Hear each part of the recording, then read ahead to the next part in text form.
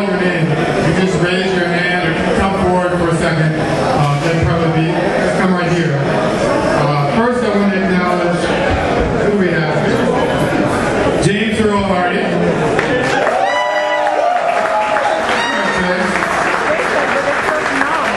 David Bridgeforth. David Bridgeforth.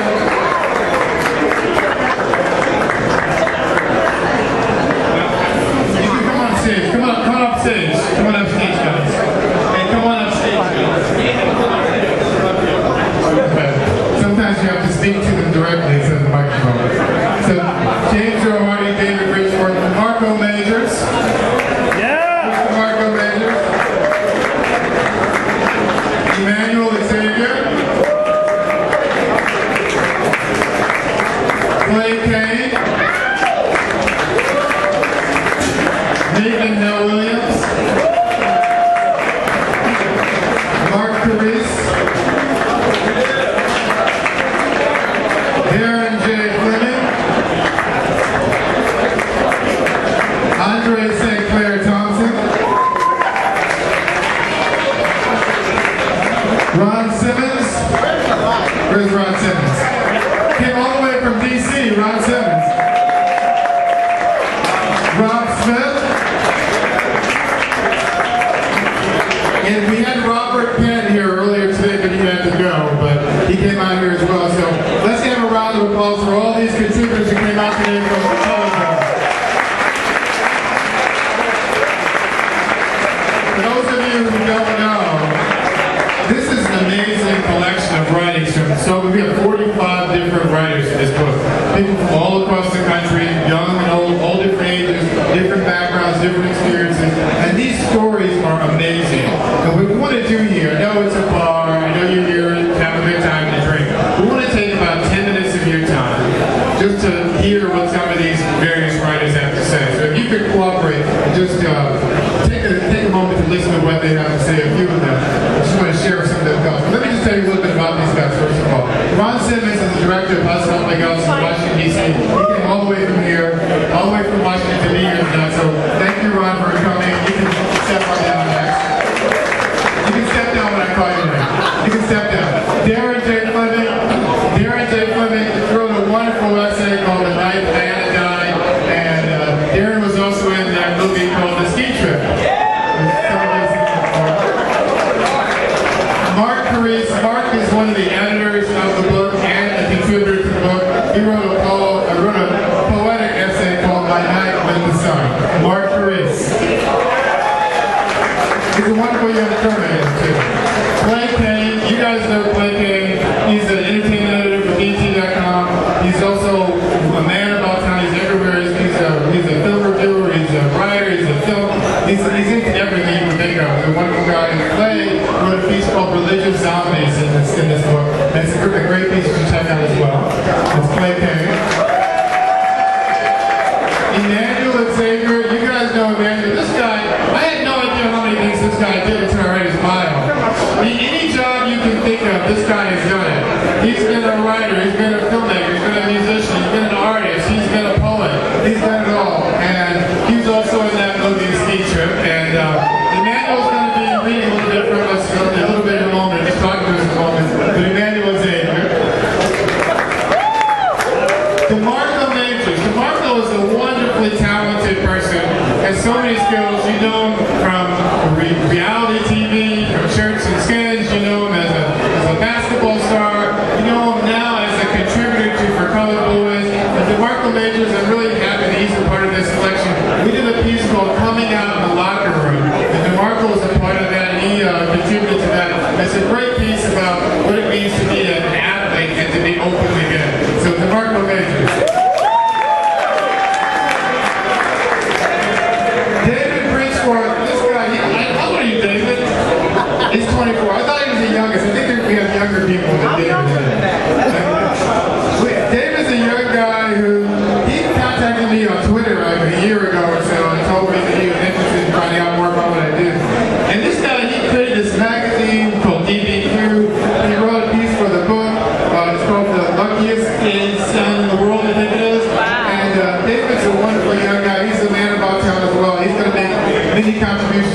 contribution. So David Pitchford.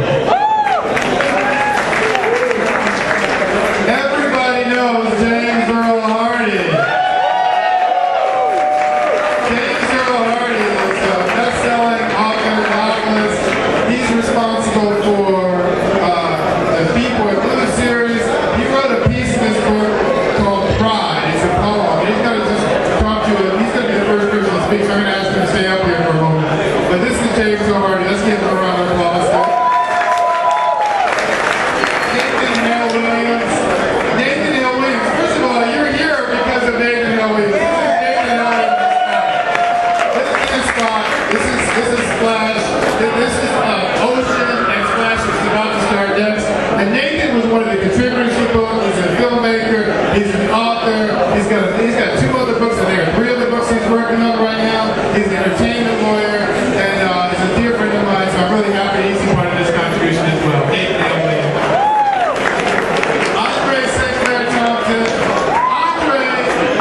Andre wrote an amazing piece about being a Jamaican American, cross-dressing, gay man who is living his life unapologetic about who he is. And I thought it was so important to show the diversity in our community. And we have everybody from professional athletes to drag queens in this book. And I'm really excited that the diversity of the community is on display. Andre is a wonderful person. I met at Brown University years ago when he was a student there, and I've kept in touch with him over the years. So Andre St. Clair. And last but not least, this is Rob Smith.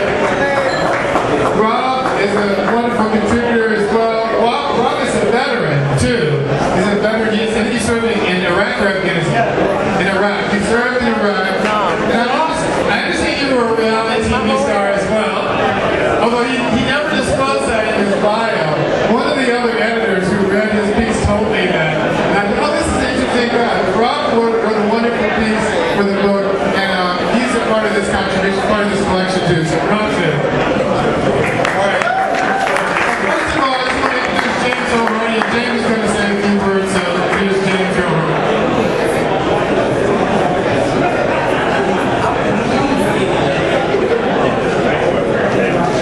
Can you hear me?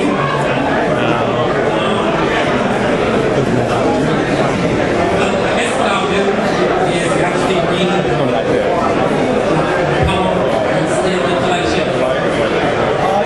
Can you hear me now? Yeah. What I'm going to do is read the poem that I've contributed to the collection. The history of this poem is that I was asked to create something for Pride in, I believe it was 1997. And I didn't know what to say. And these words came to me. And as you'll hear, they are still very much relevant to us today. Okay. And the poem is called Pride. Different is what his mama called him. He's special, he's sensitive, he's sweet, he's my baby. But no child of mine can be that way. It's a phase.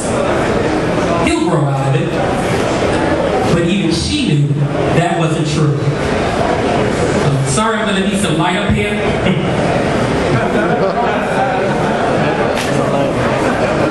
Thank you. Faggot is what his father called him. A fruit, a fairy. Boy, take your hands off your hips. Boy, don't you roll them eyes at me. Boy, don't be sucking your teeth.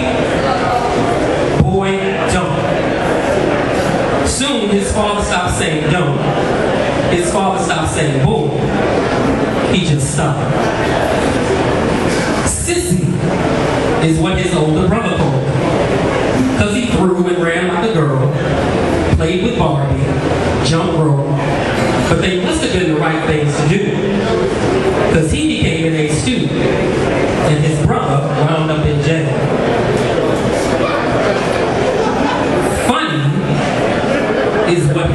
Nicole. Too neat, too nice, too much sugar, too much spice in his bowl. Get him in church, he needs Jesus. Jesus gonna save him, she testified. And Jesus did. At least that's what the minister said. Every Wednesday night after choir practice, when he had him fall on his knees, but not to pray. Punk is what the block boy called. He always had a 40 in one hand, a blunt in the other, gyrating that pelvis like Elvis, kissing the air as he walked by, announcing to the hood, ain't no niggas supposed to switch. Ain't no niggas ass supposed to twitch. But he always knew that was the cue to meet on the rooftop that night at midnight and once again be his bitch.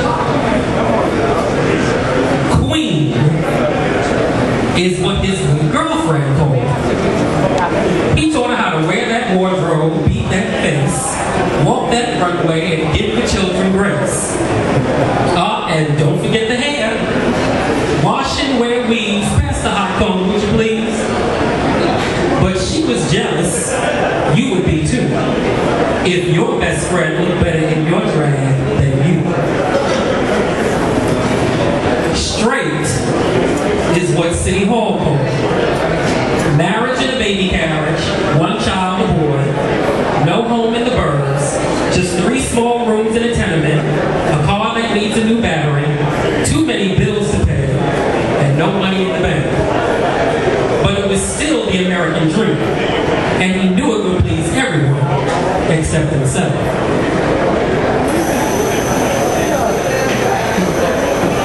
Bye is what she called him out on.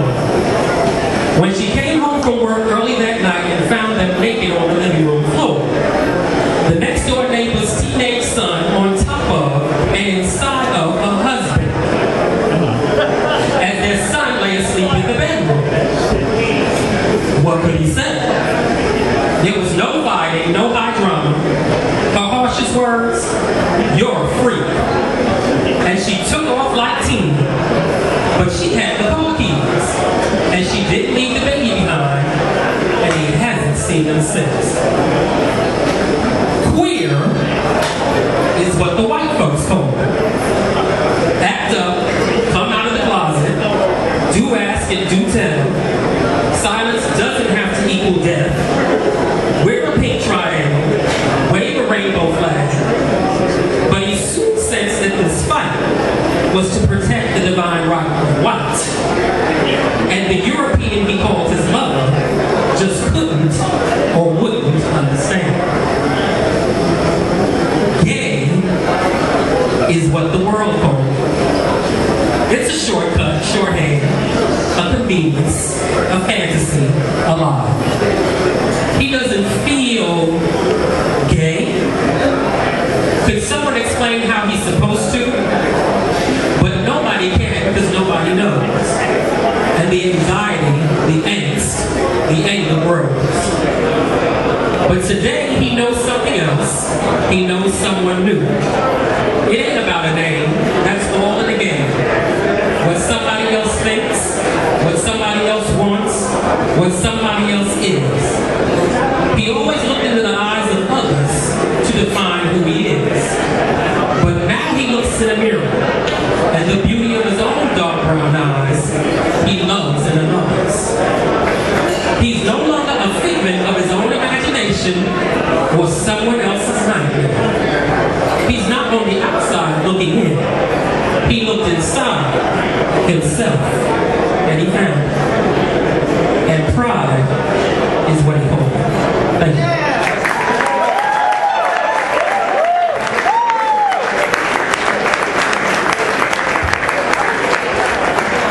Thank you, James Earl Hardy. Thank you, James Earl Hardy. All right, we're going to move on really quickly. Our next presenter is Emmanuel Xavier. How you doing? The short story in the anthology that I submitted is called Mariconcito, which is what my stepfather used to call me growing up. But I'm not going to read that tonight because you're all going to buy the book and read the short stories at home. I'm going to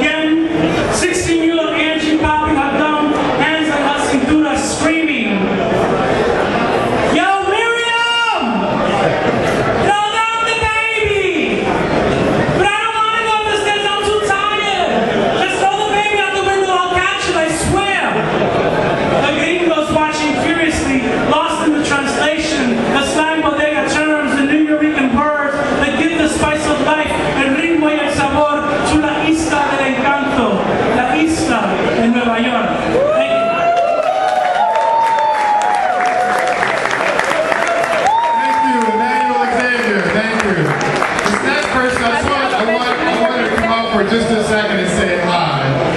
You know her from RuPaul's Drag Race. And she's also one of the contributors in the book. Do they still have Her name is Jessica Wow. Jessica Wow. Oh, we got the ball.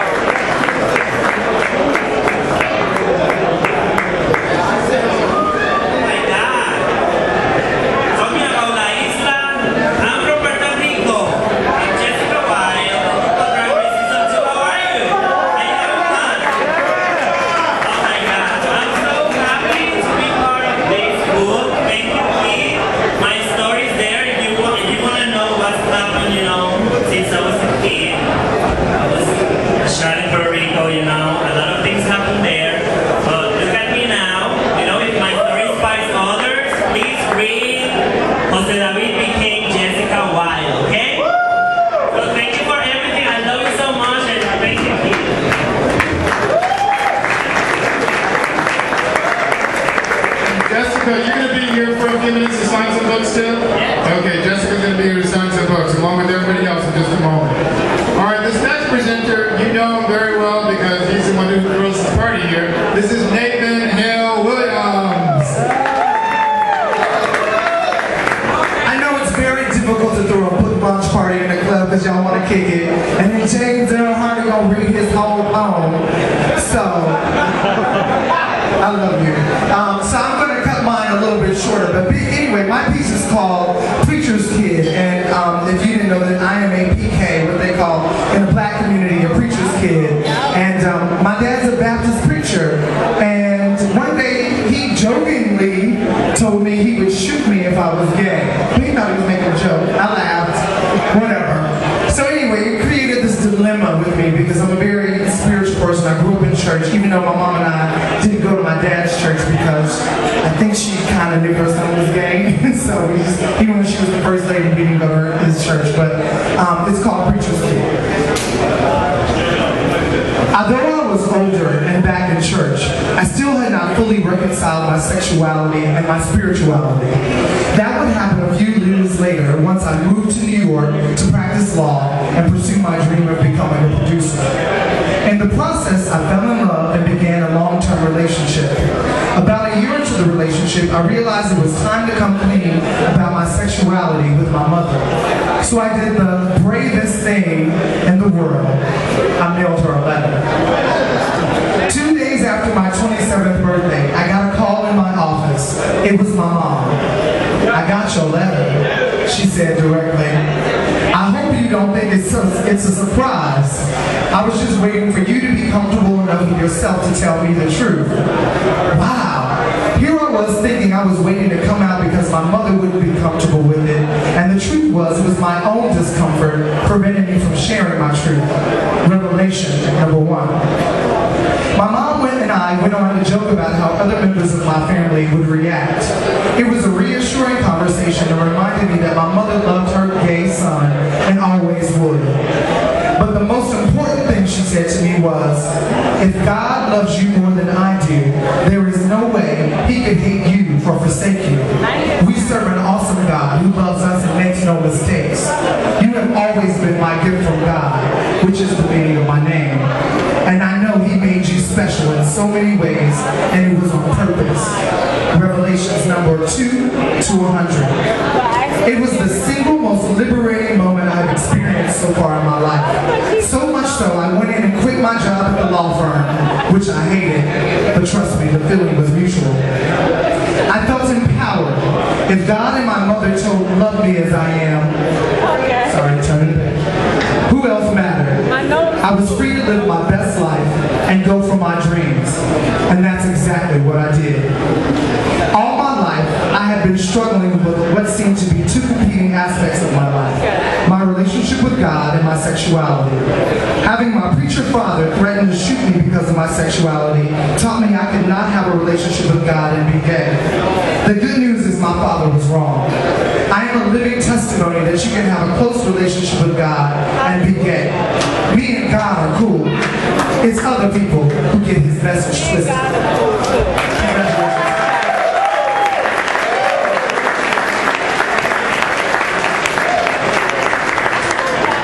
Thank you,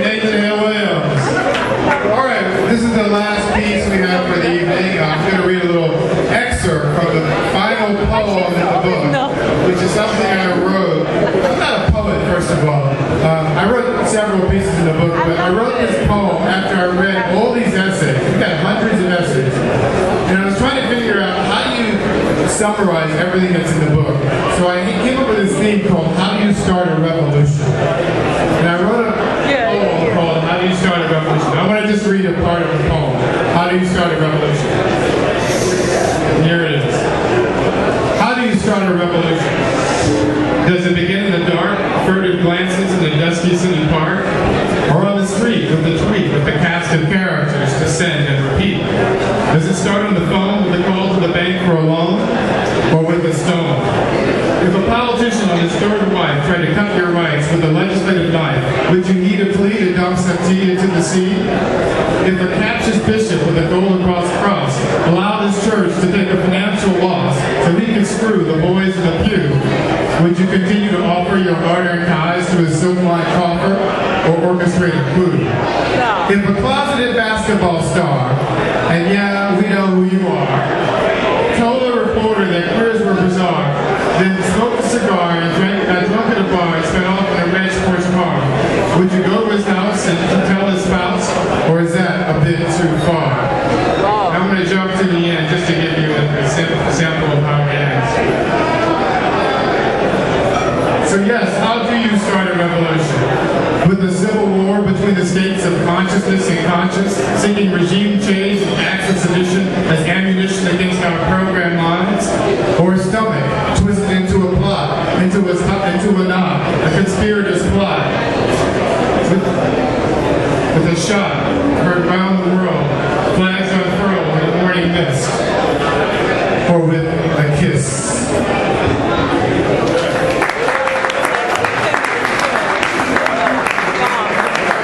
All right, folks, I really want to thank you all for coming out. We're going to have books down here for everybody inside. I know you've been out here for a while, and a lot of people are waiting to get their books signed.